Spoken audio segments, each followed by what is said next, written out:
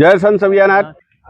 આવતીકાલે હું પોતે શૈલેષ ચૌહાણ, સૌગુણ સાથી પરિવાર વડોદરા, આવતીકાલે સદગુરુ સંત શ્રી આપણે બળદેવદાસ બાપુની નિર્વાણ તિથિ શંભુનાથ મહારાજજીનો આપણે તિલક વિધિ કાર્યક્રમ રાખેલો છે। ઉમરેઠ પકડી લીમડા ડાળ, મીઠી થઈ તે તત્કાળ।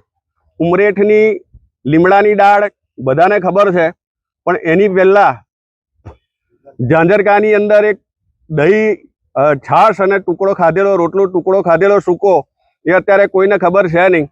મારી ગટગંગા, મારી સમાજ, મારી નાતના સંત અને એની જોડે અધર જે કંઈ સંતો અમારી જોડે કાલે આવનારા છે, એ તમામે તમામ એકત્રિત થવાનો જે સંદેશ આપી રહ્યા છે, એ સંદેશને અનુરૂપ થઈ વડોદરાના જે રહેવાસીઓ છે, વડોદરાની અંદર જે સંતગણ છે, સૌગુણ ભજન મંડળ છે, સૌગુણ ભક્તગણ છે, આ તમામે તમામ મળી અને આવતીકાલે જોર જુલુસ અને એકતા સાથે આ જે કાર્યક્રમ કરવા જઈ રહ્યો છે, જે કરંટ પ્રેઝન્ટ સરકાર જે ચાલી રહેલી છે એને અનુરૂપ થઈ અને ઘણી બધી વસ્તુઓને સાથે લઈને સાંકળીને ચાલી રહ્યો છે અને મારો સમાજ કાલે એકત્રિત થઈ રહ્યો છે।